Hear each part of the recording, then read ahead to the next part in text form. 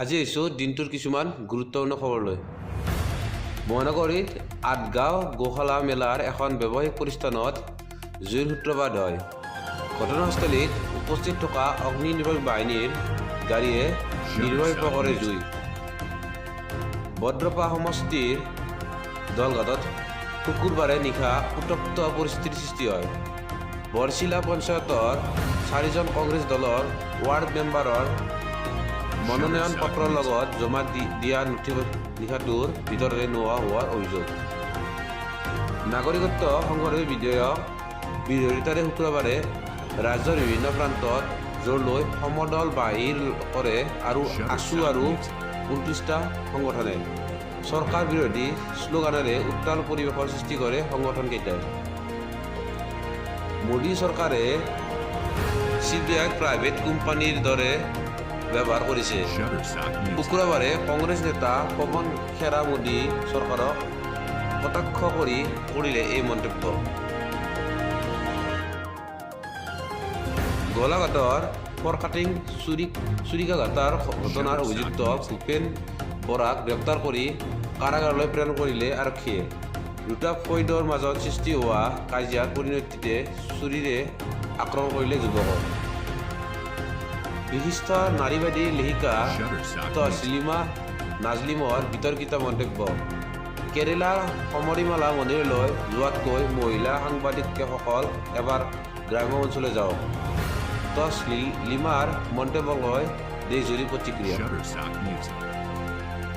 APSC তদন্তৰ অতিৰিক্ত 45 দিনৰ সময়সীমা বৃদ্ধি ডিব্ৰুগড় আৰক্ষীয়ে বিশেষ আদালতত 3 মাহৰ বাবে আবেদন জনাইছিল। গাজা ধুমুহাত বিধ্বস্ত তামিলনাডু। ৰাজ্যখনৰ মুখ্যমন্ত্ৰীৰ সৈতে বাৰ্তালাপ প্ৰধানমন্ত্ৰী মোদীৰ। সকলো প্ৰকাৰৰ সহায়ৰ প্ৰতিশ্ৰুতি তামিলনাডু চৰকাৰৰ।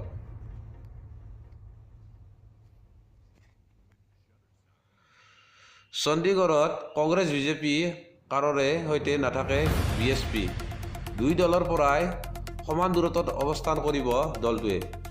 BSP নেত্ৰী মায়াৱতীৰ ঘোষণা কৰে শুক্ৰবাৰে মুখ্যমন্ত্ৰী সৰ্বানন্দ সোণোৱালক সাক্ষাৎ কৰে জেকব জে চিমনছনৰ নেতৃত্বত ৰাষ্ট্ৰীয় এটা দলে। সৰ্বানন্দ সোণোৱালক চৰকাৰী বাসগৃহত সাক্ষাৎ কৰে দলটোৱে। মিডিয়াক প্ৰয়োজন নেকি চেঞ্চাৰৰ? এই প্ৰশ্নৰ উত্তৰত বিত্তমন্ত্ৰী অৰুণ জেটলীৰ ঘোষণাত এটা সম্ভৱ নহয়। নেশ্যনেল প্ৰেছ ডেটত এই মন্তব্য কৰিলে মন্ত্ৰীগৰাকীয়ে। কলিয়াবৰৰ ৰাজচক্ৰ বিষয়াৰ কাৰ্যালয়ত 15,000 টকা উৎকোচ লৈ গ্ৰেপ্তাৰ হোৱা লাট মণ্ডল প্ৰফুল্ল বৰাৰ ঘৰত দুৰ্নীতি নিবাৰক শাখাৰ অভিযান। চামগুৰিৰ হেলিউড গুৰিস্থিতিত বাসগৃহত অভিযানত জব্দ হয় বহু আপত্তিজনক নথি। হিমাচল প্ৰদেশত ক্ৰমে হ্ৰাস পাইছে তাপমাত্ৰা। শুক্ৰবাৰে হিমাচলত তাপমাত্ৰা 5.4লৈ হ্ৰাস।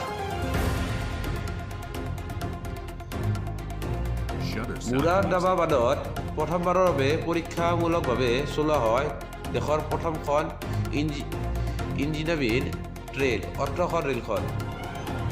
RDS অল দলটোৱে উপস্থিতি হল মুৰাদাবাদত। জিম্বাবৱে চলন্ত অৱস্থাতে যাত্ৰাবাহী বাছত অগ্নিকাণ্ড। ৰাজধানী হাৰাৰেৰ পৰা কিছু দূৰত সংঘটিত এই ঘটনাত 42 জনৰো অধিক লোক জীৱন্তে অগ্নিদগ্ধ। কম্বোডিয়াৰ 20 জন লোকক হত্যা কৰাৰ অপৰাধত এক বিশেষ আদালতৰ ৰায় প্ৰদান। 2জন ৰাজনৈতিক নেতাক যাৱজ্জীৱন কাৰাদণ্ড বিহিলে আদালতে।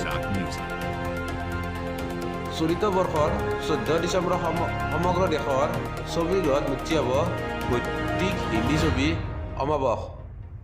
ছবিখনৰ পৰিচালনা কৰিলে ভূষণ পেটেলে। তেলেংগানাৰ আগন্তুক বিধানসভা নিৰ্বাচনৰ বাবে বিজেপি 4খন 9জনীয়া প্ৰাৰ্থীৰ তালিকা ঘোষণা কৰে। বৰ্তমানলৈকে তেলেংগানাৰ 119টা বিধানসভা সমষ্টিৰ বাবে 93 জন প্ৰাৰ্থীৰ নাম ঘোষণা কৰিলে বিজেপিয়ে।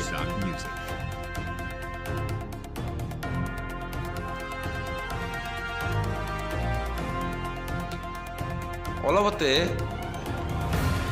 ইটালী সম্পূৰ্ণ হৈ গ'ল Shutterstock Music.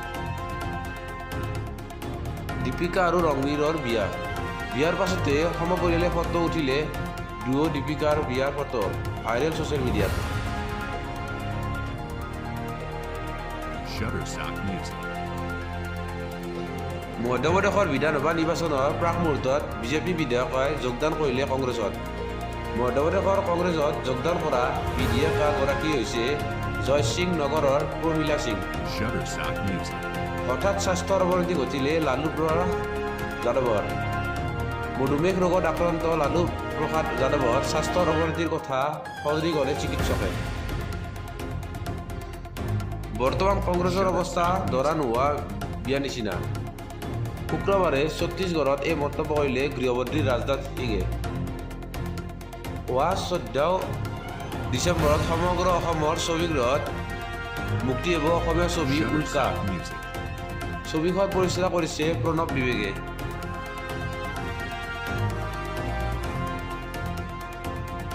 তেলেংগানাত বিধানসভা নিৰ্বাচনৰ প্ৰাৰ্থিত্ব আগবঢ়োৱা প্ৰাৰ্থীসকলে প্ৰতিদিনে খৰচ কৰিব পাৰে মাত্ৰ 10,000 টকা তেলেংগানা নিৰ্বাচনী আয়োগ দিলে এই নিৰ্দেশ আৰু এদিনীয়া ভ্ৰমণসূচীৰে শুক্ৰবাৰে বিহাৰত উপস্থিত হয় ৰাষ্ট্ৰপতি ৰামনাথ কোবিন্দ NRCৰ দীৰ্ঘান্ত সমাৰোহত ভাগ ল'বলৈ ৰাষ্ট্ৰপতিগৰাকীৰ এই ভ্ৰমণসূচী ধন্যবাদ